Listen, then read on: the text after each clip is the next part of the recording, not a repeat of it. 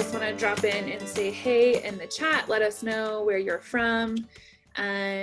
We will go ahead and get started here. Just want to let you guys know that this is going to be recorded and put up on the website, just like all the other ones have been, probably in the next day or so. And the chat will be saved as well. So if we have any resources shared and whatnot, those will be documented. But anyways, thanks for joining us for the Marketing Virtual Roundtable. I have two other people joining me to help facilitate this conversation, but we are by no means experts in everything. So we appreciate having everyone here to, just connect and share ideas and resources together. So we'll take a moment to introduce ourselves, let you know who we are, and then we will get going. So my name is Krista Herring. I'm from the University of Colorado, Colorado Springs. I manage marketing and membership at Campus Rec. And I do have a student marketing team, some of which are actually on this call as well. So if we do have any student related questions, I have about 4 or 5 students on this call that we can reach out to and get some information for.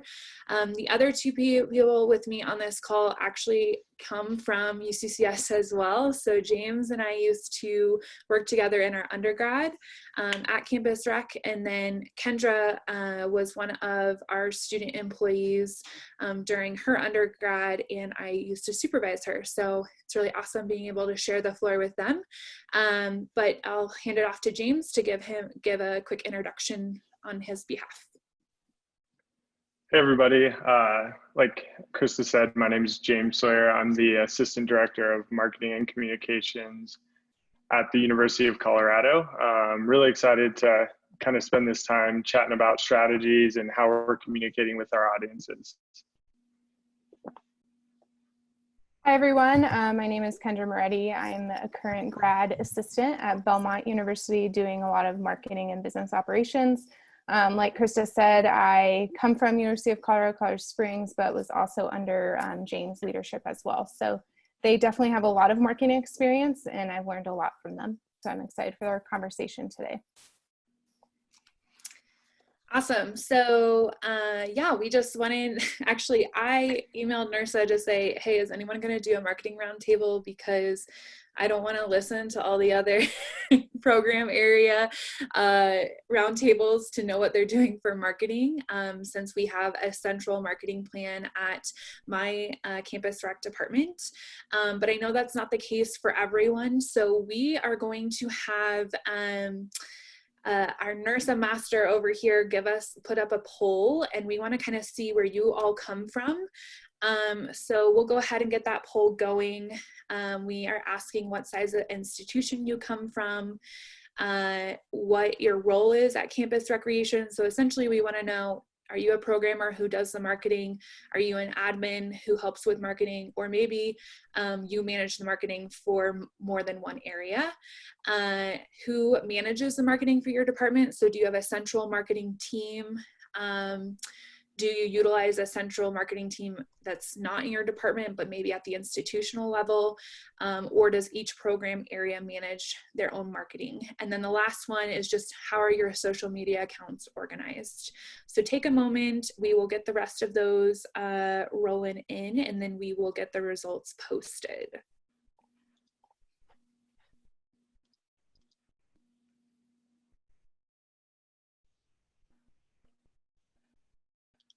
Hey Krista, what's our qualifying factor for medium and large size institutions? Do we have like a scale for that? So small would be probably under 10, medium would be up to 20, and then above that would be large. Great, thanks for the question, Cristina.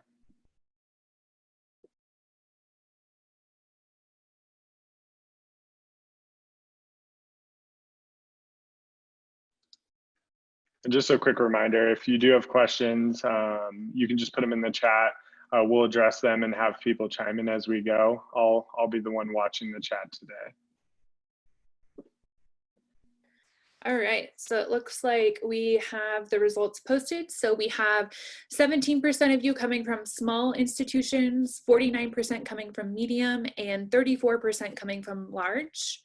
As far as roles goes, it sounds like we are evenly dispersed. We have 31% of you as programmers, 36% as admin, and 34% are taking care of the marketing for more than one program area. When it comes to who manages the marketing for your department, looks like 73% of you has a marketing team within your department, which is awesome. 12% utilize a marketing team at your institution, and 15% from each program area manages your own marketing.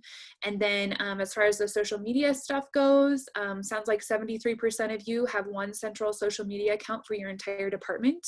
And then 27% of you have one main social media account, but program areas also have their own accounts as well.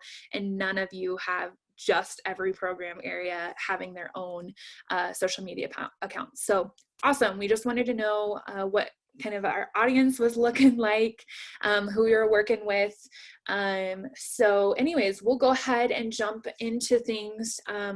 All of us who are facilitating, we came up with a couple questions to start off, and we'll go ahead and ask those questions, but feel free to drop any other questions, like James said, into the chat, and we'll try to get to those as well. Feel free to answer everything inside of the chat, and then we might call you out to kind of speak more on the topic based on what we have going on for feedback. Let's see. All right, so go ahead and get going here. The first question we wanted to ask you all is, how are you re-strategizing the programs and campaigns that you previously had in place because of COVID-19?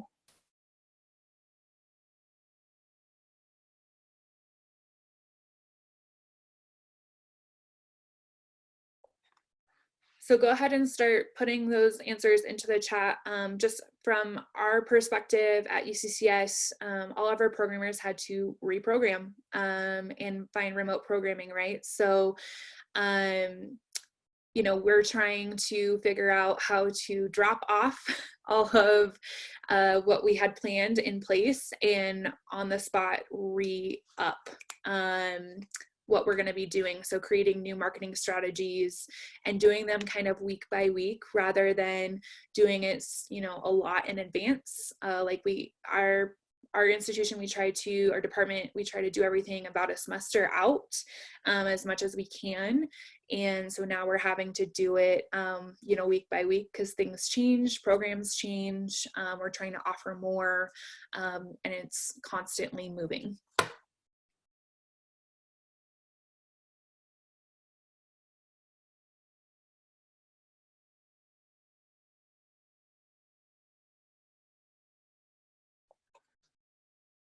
So it looks like virtual programming calendar and the programmers to schedule when to post around. They're going on a week to month basis. There's lots of new virtual programming going on. Lots more social media posts. We'll definitely talk about that a little bit later. Lots of saturation in that market. Lots of Insta stories week by week. All of the programming is new, virtual group fitness classes, WebEx classes, esports, definitely a thing. Cool.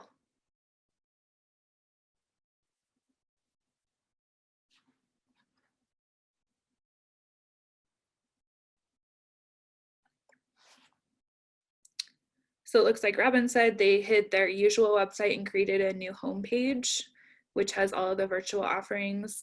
We did something like that too. We still have our regular homepage, but we have a whole page dedicated just to our remote programs, easy to find. Cool. Well, feel free to continue adding those in there. We'll definitely check those resources out that you have to say. Yeah. Kendra, do you want to move on with the next question? Yeah, I can do that. First, Real I quick, did want Kendra. Oh yeah, go ahead, James. Sorry, I was just going to say, I wanted to follow up with one of the question or one of the answers that was about weekly themes. I'm trying to find it again. There's been a lot more posted. I'm trying to find the person that actually posted that. Sorry, if you were the person that kind of posted about your social media weekly themes, if you could elaborate on that a little bit. It sounds like a really good idea, and would love to hear more about that one. But yeah, Kendra, you can go with the next question.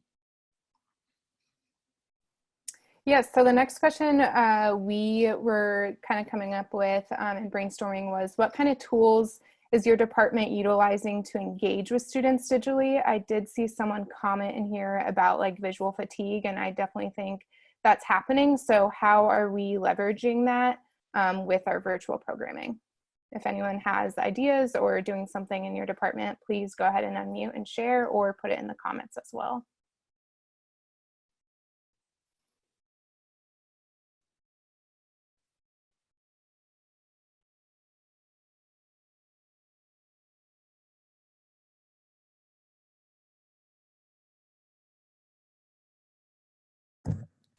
This is Stephanie Plummer from California Baptist University.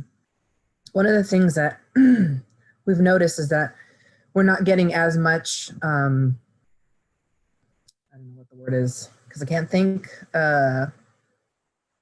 traction. What's the word I'm looking for? You got me.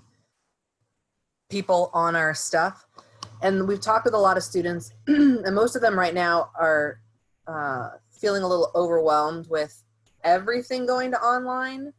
And so I've had my team actually scale back. Like, we got really excited and just went gung-ho, let's go everything online, and realize that we're not getting, like, we have some really great ideas that are not getting the traction that we normally would if it was the only thing. Now it's everything.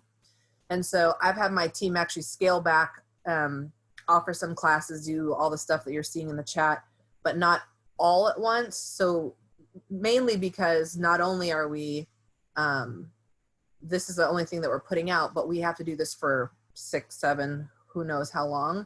And so I feel like we started overwhelming people with stuff like, look, we're here and we're here for you. But even the students in our little Zoom chat were like, I can't even do one more thing in front of one more device. Like, I'm only hopping on here for 50 minutes to say hi. I can't do it.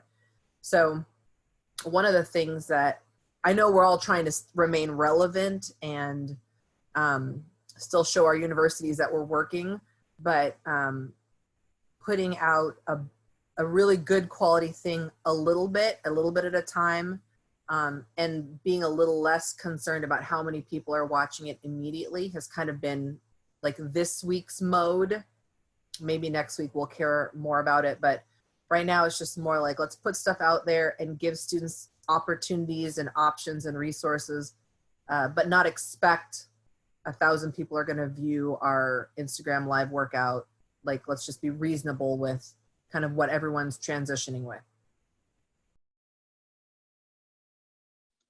Yeah, I think that's a great point, Stephanie. And I've also seen just the amount of resources virtually duplicating, not only within a university setting, but in general, specifically in the fitness industry. So they just have more options. And, you know, it's not just their recreation center on campus anymore. It's, you know, all these corporate gyms that are offering free classes. So, you know, they just have more options at this point. And really the main thing we can offer is community.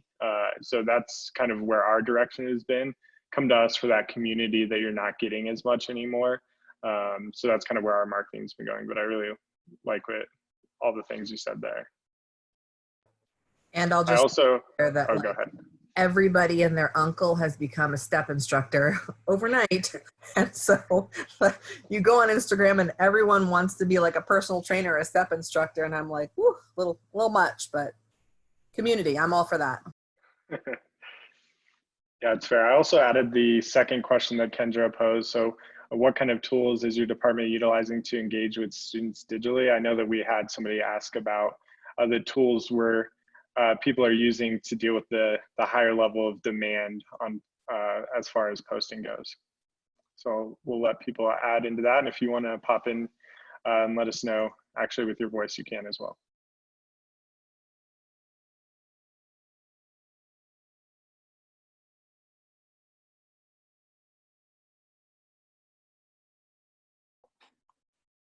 Something I'll just say from us that I think has been really successful has been trying to group all of our offerings in one central location for them to find.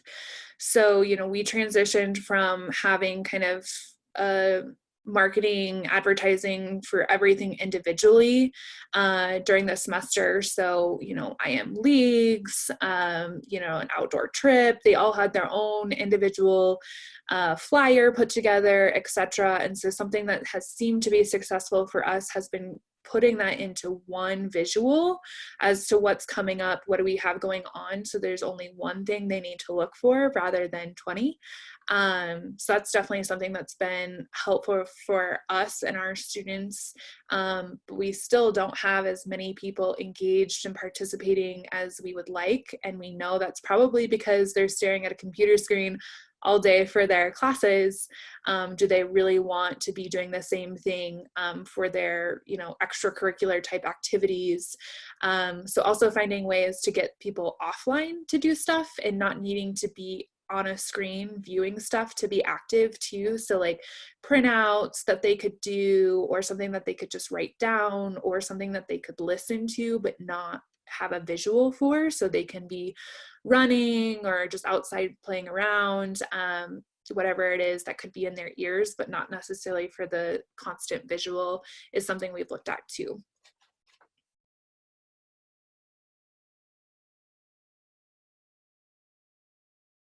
So, I mean, it looks like quite a few people, 3 or 4, have added the themes that they're using for the daily content. I think that's a really great way to do it. So thank you to Maria, Ryan, and Jamie for sharing those.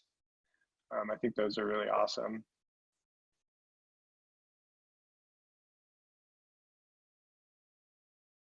And I'll ask, with those themes, those are awesome. How is like engagement with those? Are you finding that your students are engaging and liking the content, or is engagement still down? If someone wants to speak on that.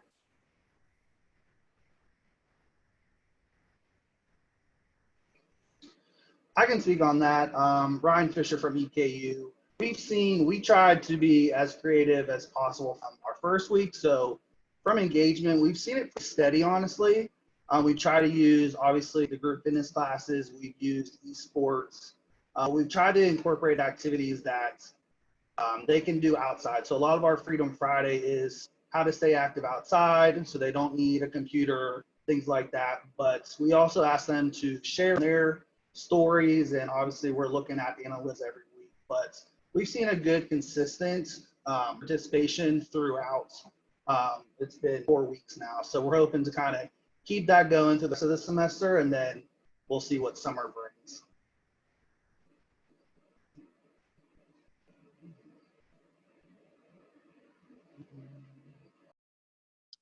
Great, thanks, Ryan.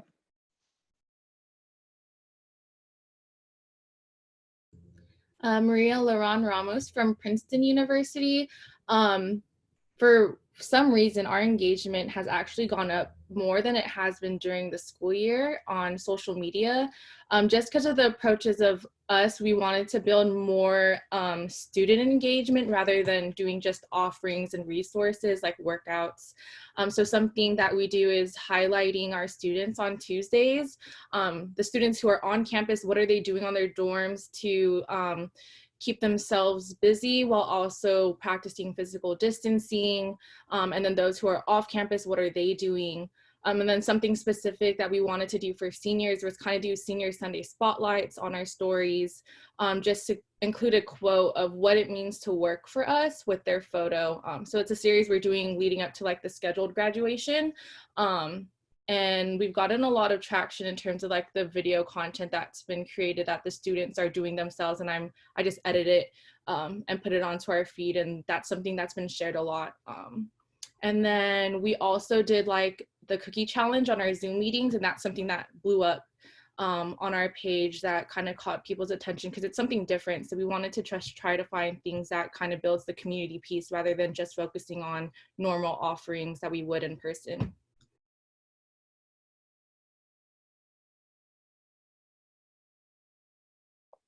Could you elaborate on what the cookie challenge is? Someone had questions on that. Yeah, no problem. So on Zoom, we had the idea, our director told us to bring a cookie to our meeting. And so we basically told them that you have whoever's the first person to kind of get it. It's the minute to win it kind of game where you just put it on your forehead and get it into your mouth. So I had her do a screen recording, and basically you just see all of us try to get into our mouths, and I edited in a way with the song This Is How We Do It, so it's a pretty cool edit, and just highlights the drops and when someone wins. And then we challenged like different rec departments and also like people within the university, and we got some good feedback on it, but that's one of like the larger things that kind of blew up in terms of engagement. Yeah, that's awesome. It sounds like I like your perspective of trying to create a sense of community online rather than just like pushing resources. It's obviously great if you have the resources there and available, and you definitely want those to be easily accessible. But I love how you guys are, you know, trying to find that community, so people have you guys to kind of lean on for that sense of community and those relationships. So that's awesome.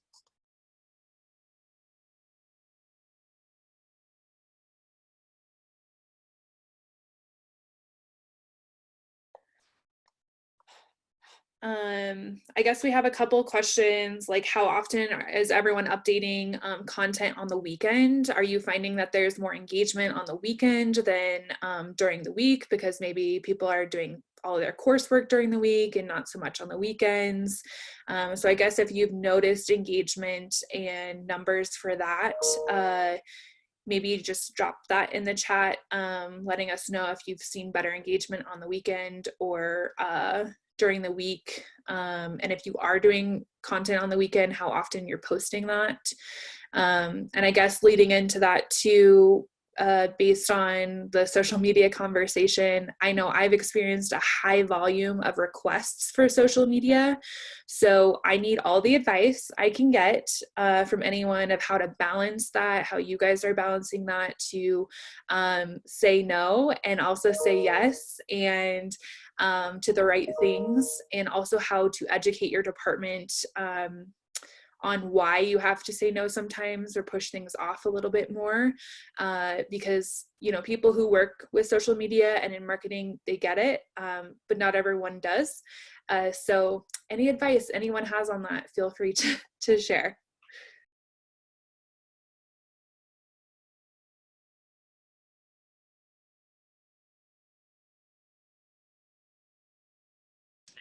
Hi, this is Maya.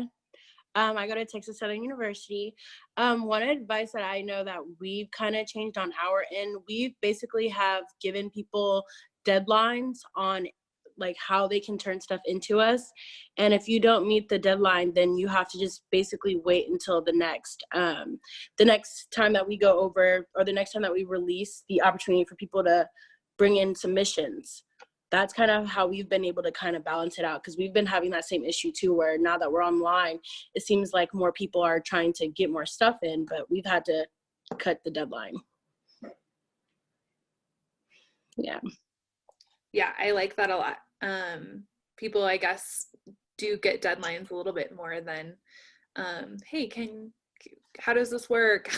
Can you put this up? Yeah, cool. Thank you. And then in terms of the whole, I know you said something about working on the weekends, or the social media activity on the weekends. For us, I guess I can say it's kind of been different, because I've been mostly working with our Instagram page.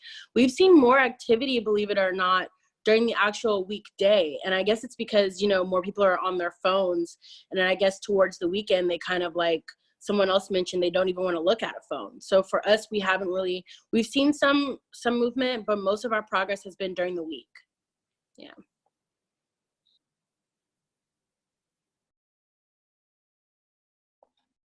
Thank you for sharing. Does anyone else have any advice for the oversaturation of requests that they want to either put in the chat or hop on and unmute themselves?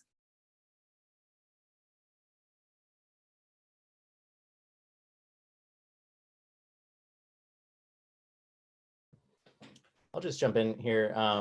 This is Michael Shipe with the University of Virginia. to some degree, this new reality doesn't change too much with, the purpose behind what our content is meant to do. Like each channel we have has a strategy behind it. The community's a little bit different on Instagram versus Twitter versus Facebook. And so with everything that we communicate, we communicate with a purpose and a set agreed upon goal that the programmers understand, not perfectly, but we try our best to help them understand. But that gives us a little bit more of a foundation to talk with them about it. Like, yeah, we want the same thing that you want, a successful program, but we also want the opportunity to reach people in the future with our platforms, and oversaturation, which is generally what we're fighting against, would be maybe a win today to sacrifice future potential in the future. So having that kind of as a baseline of, we're sticking to our strategy on each platform with each message. Again, not the perfect solution because it's a continuum, but that's kind of where our focus is as far as communicating with staff.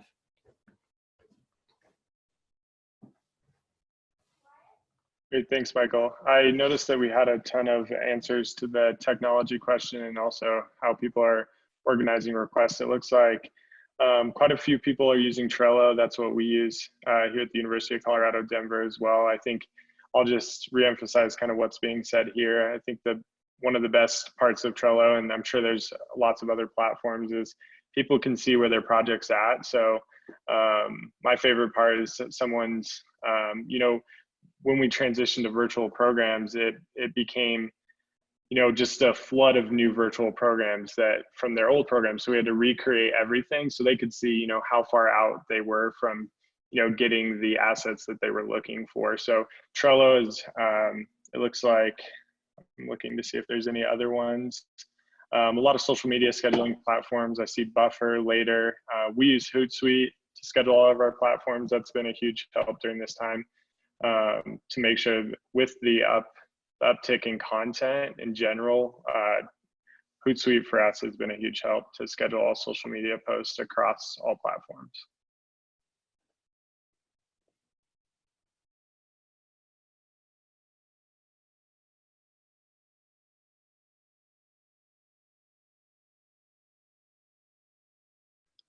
Oh yeah, and I didn't mention Asana. I just saw that one come across. That's a pretty popular one as far as project management goes. For project management on our end at TSU, we've been using Basecamp to kind of regulate all of our hours, including projects, and that's how we've also been able to have people log in for their projects as well.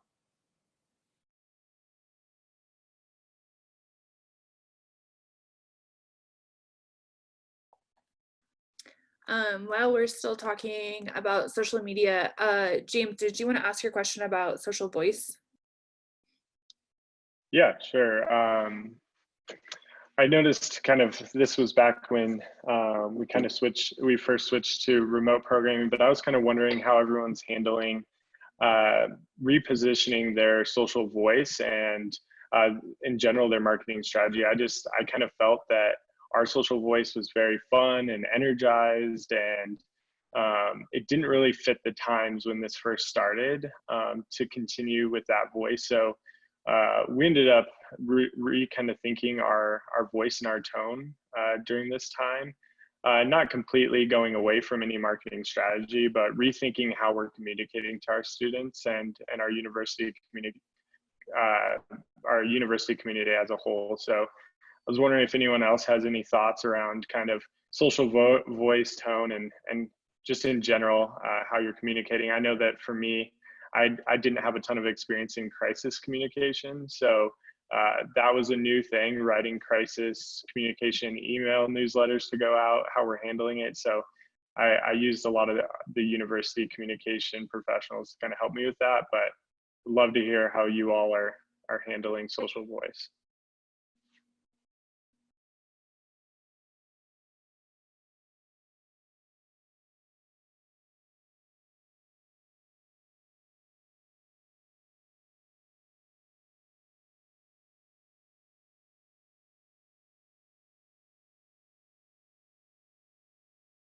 This is Anthony from Texas A&M. At first, I would say our voice changed to like a more serious tone, kind of when things were going down and our facility closed. But since then, we've kind of gone back to that fun, joyful, we're here for the community, come learn, how to do an exercise correctly or learn an outdoor adventure tip. And so the communication was a change for maybe about a week or two. But since then, I think we've kind of gone back to okay, this is the new normal, and this is why we're here, and we're here to help you still. And we have all this content on our website, so feel free to go there. Thanks, Anthony. Appreciate that. James, something I think too that I liked what I did was when we had the announcements, like the updates, like, hey, actually we're going to be closed XYZ longer. We used a very unique template to put that message on. So we created something visually that had that text. So it was pretty obvious, like that's an official update on behalf of Campus Recreation versus it being like any other post. So I think that made it a little bit easier for us to kind of flip-flop back and forth between being like more serious and having the more traditional, lighthearted, let's get you engaged and active, kind of that more type of voice.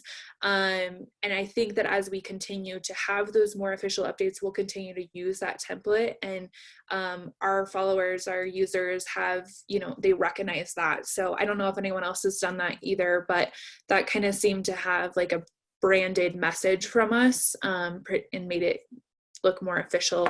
And we can flip-flop back and forth, like I said, between those two types of voices too. Yeah, that's great. Alyssa just dropped a comment in there as well. I really like that. I put in what we ended up going with during this time. We crafted the 5 E's. And so that's kind of what we base every post around. But yeah, all the feedback has been really good.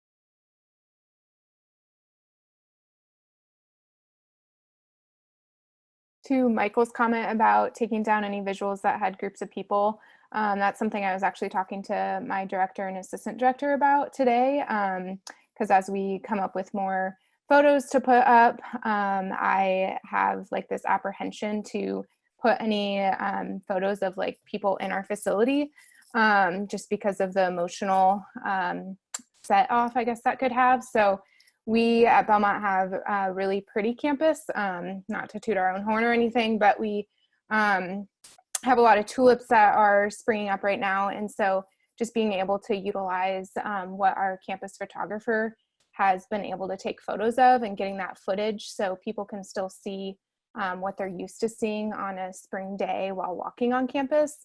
And that's definitely helped traffic and engagement, if we want to talk about that conversation again. But it's definitely helped us keep that engagement, but just give a new hope.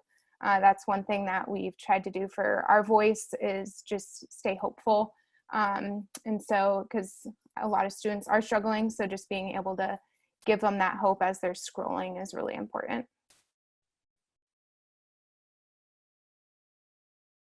So let me ask a question. Kendra, that's really interesting to me. And I don't know if you brought it up or someone else just brought it up and I was drifting, but are people taking down or removing images of groups because they're worried about triggering something?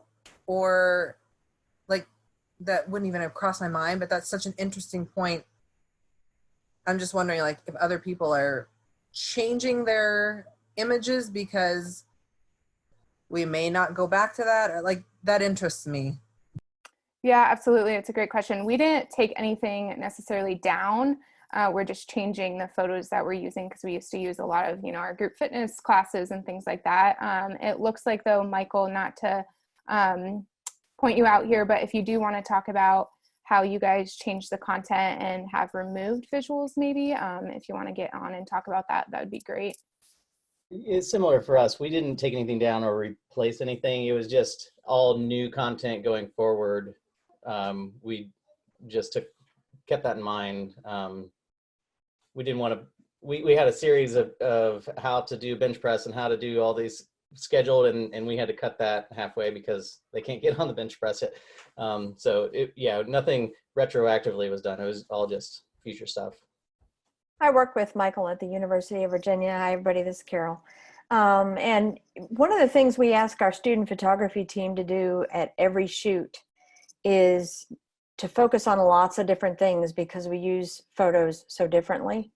And so they're great about catching just those candid moments where everybody's doing a high five or, you know, the huddle before a game. Sometimes it's just somebody laughing so hard, you know, that big laugh, or you're, you know, and you can still use those photos because that shows people being joyful and having a good time. But we have definitely shied away from, you know, anything pointing, you know, pointing to equipment or like in the pool. You know, you can't get in our pools. You probably can't get in any pool right now. So, so yeah, we've just been, we've got a review process before anything gets posted.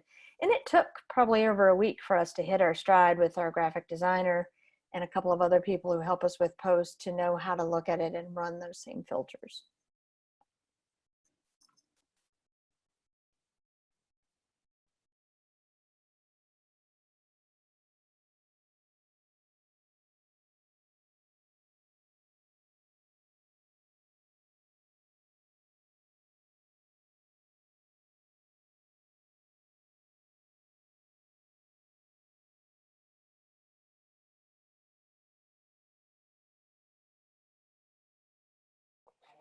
So I'll jump back to a question that was asked in the chat. How is everyone balancing creating marketing materials for the fall while also having limited resources because of campus closures? So probably not everyone has a marketing team in general. It might be just you.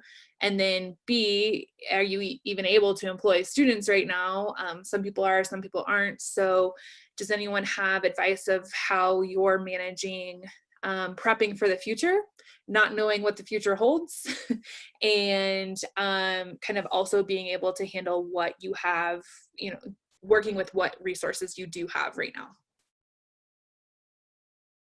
I'll go ahead and speak. Cristina Rodriguez from UT Grand Valley. We currently have a small group for marketing staff, very minimal hours, but we're focusing on, again, that week to month aspect.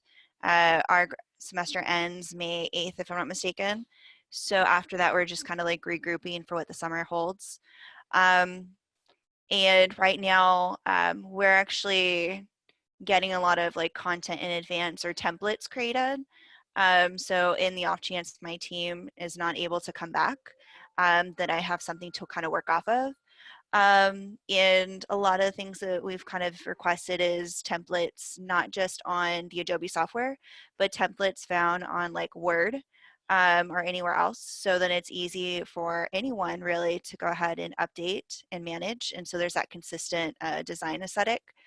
And then we've kind of like moved towards like word search or any of those like fun aspects. So we've created an abundance. We're only uploading like one a week right now.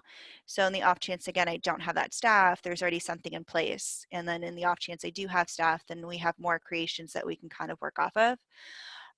So that's kind of been my current strategy is plan as though I don't have staff moving forward. So I'm grateful for the staff I have now and just kind of working with what is available. Our institution has actually just asked us to do an exercise of if you were to have summer staff, what does that look like from last summer to, you know, if we went virtual still, how many staff would you actually be able to keep right now? So we'll hear hopefully by May an idea of, you know, I would have staff coming back or not to figure that out. But literally it's based off of our programming aspect and then that and then figuring out the latest trends on apps. So Canva, Splice, any of those. I'm getting myself back trained on those. So taking that over again, you hire amazing staff to do this work, and so you kind of stray slightly away and do very little of it. So now it's like, okay, I need to get back on it. So now more of my time has moved to like development and training aspects, and especially these roundtable conversations. So. Awesome. Thank you so much for sharing.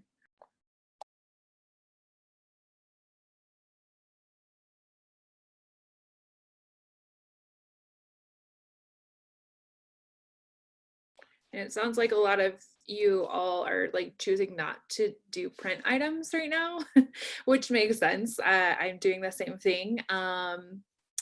So like I see newsletters, online brochures, digital versions, and a lot of people are using templates. Stephanie, that's awesome about your workout to the office and friends. I think that's great. I think it would have been even better if it was Parks and Rec, but that's my personal opinion. Yeah, that's awesome. Oh, Michael, great question. So what is everyone doing to reach out for the class of 2024? I mean, it's definitely, that was something I was having a conversation with my marketing team about earlier today, is the idea of, the first year students coming in the fall, potentially not knowing if it's going to be an online environment or not at this point, and they're already having to deal with not having an in-person graduation more than likely for their senior year of high school. What are potential plans? Have you even had those discussions yet? Ideas floating around, feel free to drop those in the comments or unmute yourself and let us know your thoughts.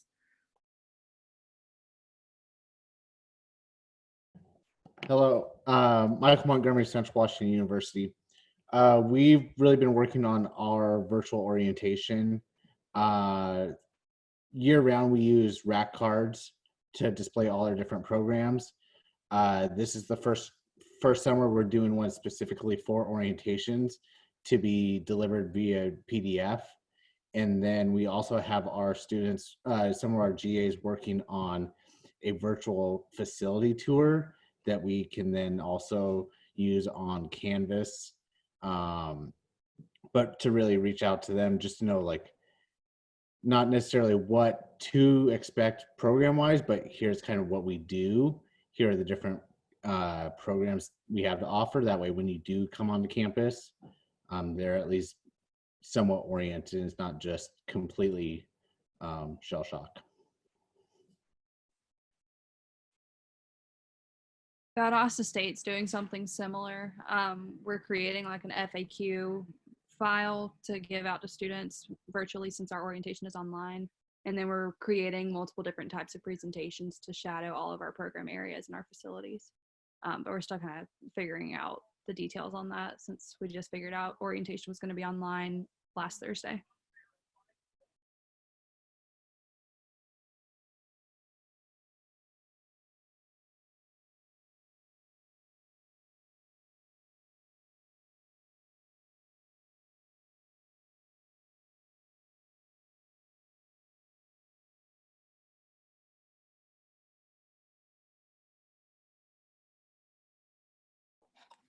If anyone has any other ideas about engaging those first year students, feel free to continue to respond to that. Lindsay just asked how much are programmers assisting with, the creation of content and, giving you ideas, and how much are the marketers involved with developing those? So like, are you guys really working with programmers to do it, or is it kind of just passed off to whoever does your marketing? And are you kind of like, she said, diving the out of the box brainstorms, are you trying to drive that? So what is your feedback on that? How are programmers involved in the marketing process for you guys right now?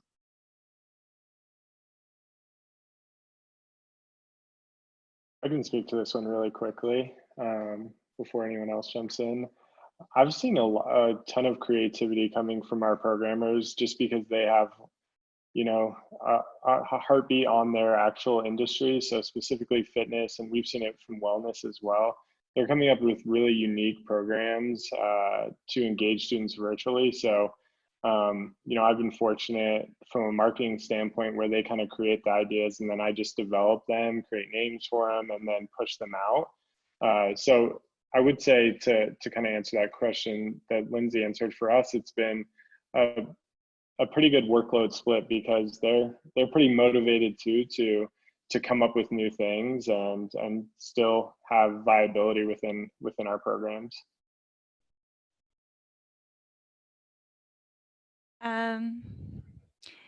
Yeah, ETRGV, it's a mix. We have our programmers doing some of the content as well as our marketers. But we've kind of noticed like the marketers are the ones that are providing some more ideas out there. And then for the programmers to kind of develop that content to deliver to us. The other is our colleagues, like our programmers, are really thinking of just their specific area.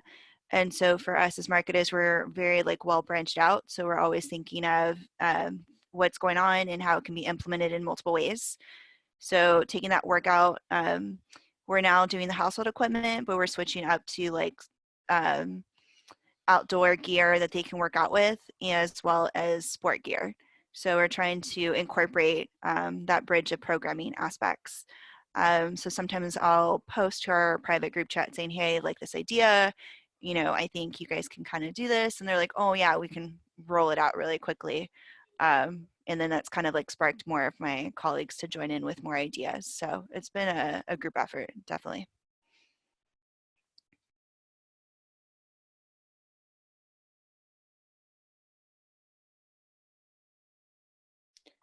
Lauren, you mentioned something about a content creation committee. Do you want to hop on and elaborate more on that? That's interesting.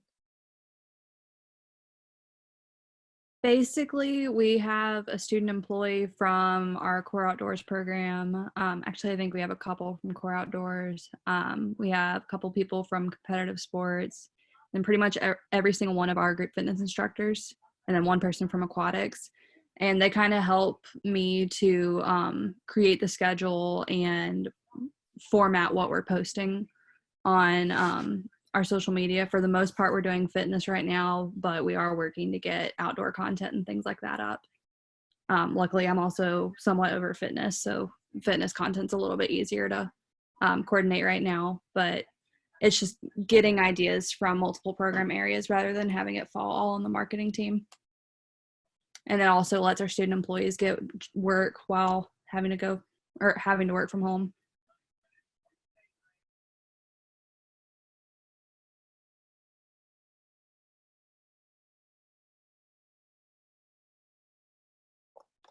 I'll say from my perspective, we come from kind of just telling the programmers what the marketing team can do for them. In an effort to not, I guess, overwhelm our marketing team and overextend ourselves. So I think that that's where it's hard because we want new ideas and we want to be innovative and whatnot, but also when we ask programmers for ideas, we almost get overwhelmed with the amount of requests. So that's where it comes back to when I said earlier, like being able to say no sometimes. But also, you know, noting that as an idea for later is something I think that's important too. Like when we have the capacity, when we have our full staff, when we have full programs, maybe that's something that we can do. But that is something I struggle with, is to have a lot of, you know, people involved in the idea creation, and then, you know, only having so many people available to help with the execution is also kind of something I think we struggle with.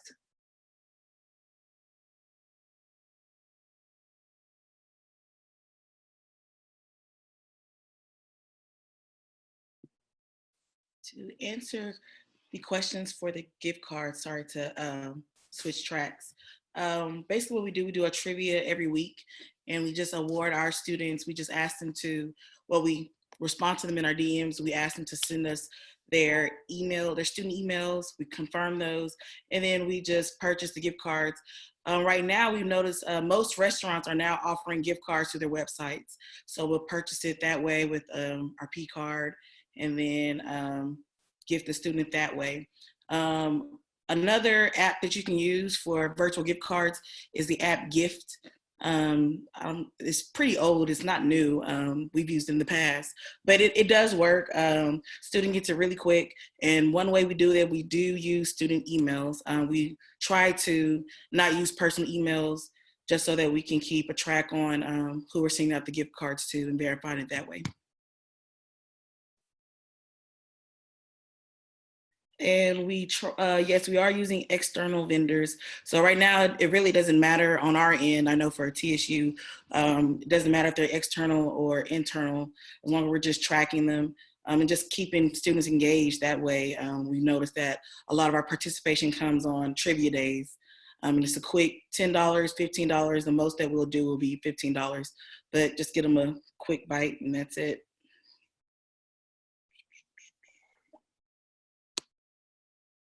Thank you for elaborating on all of that. We only have a couple minutes left here, but Maria asked, for those who have student staff available, how are you managing and structuring your student marketing staff to work virtually? And is there a willingness to work? I'll say that my student staff are they're happy that they have an opportunity to make money and still work and still build their skill set. I actually just onboarded someone brand new. Shout out to Garrett, who started as our graphic designer while this was going on. So he's never actually worked in our office and started working remotely. So we went through that transition. So if you have questions on that, feel free to reach out to me separately. And then I think it's just, we've had the same kind of structure, I think, for a marketing proposal. We do marketing proposals for every event or, campaign that we do. And we have assignments out for those. So that may mean a graphic design, flyer creation that gets sent over to someone for approval, blah, blah, blah. We're just restructuring what is needed for things to be digitally and reassigning those out to student staff. And they're definitely willing to work on that on our end, but I have a small student staff and I'm really close with them. So we have that really, trusting relationship. So those of you with bigger staff, that might be harder to navigate and sustain those relationships. So yeah, feel free to kind of talk about that too.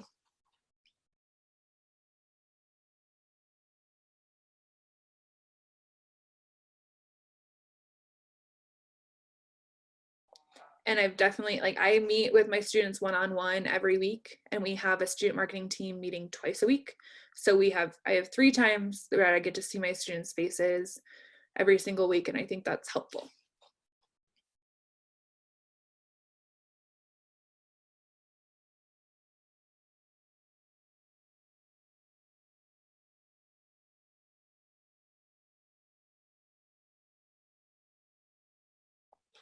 So it looks like there's a lot of talk about promo items and whatnot.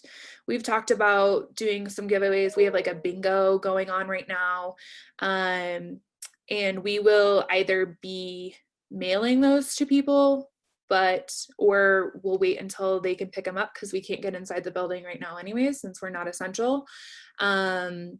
So we're looking at that, but that would be promo items that we already have, unless my outreach person is able to secure any sponsorship donations from local businesses that we may be able to get some prizes from.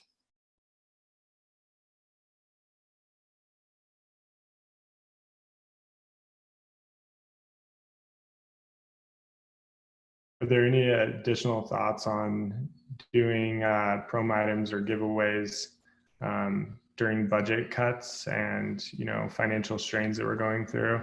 I know that we're doing giveaways for a well-being challenge, and it's not really something I thought of as the perception around that during times of budget cuts. So if anyone wants to chime in on kind of what they're doing for that. So for us at EKU, we're really just using the promo items that we already had and that we had planned to use. So For some of the challenges, we're using the intramural shirts, the champion shirts that we already had planned for the sports, but obviously since they got canceled, we'll be in those challenges. And then we had a large amount of water bottles and towels. So obviously we're keeping, we give it to minimum, so we have some left over once we do open, but we want to make sure that we are using what we have now, so we're not worrying about ordering things, designing things, and then using what we had already planned. So we still keep in contact, and it kind of engages those who participate. We do highlight them on our social media account. So these are our champion of this challenge, or these people who participated throughout the week. So they do get a giveaway, but also kind of spotlighted, and we do that on Sunday. So that way there is that incentive to participate throughout the week to hopefully keep that going.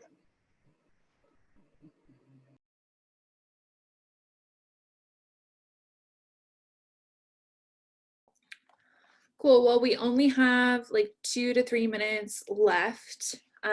So I guess if you have other things to add, feel free to put those in the comments. You know, I just wanted to kind of close things up.